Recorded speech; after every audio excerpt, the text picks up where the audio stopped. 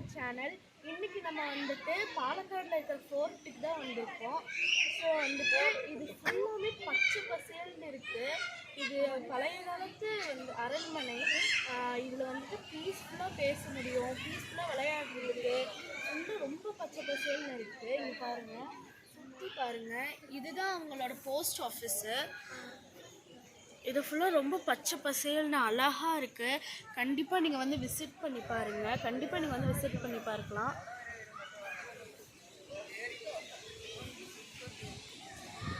பின்னாடி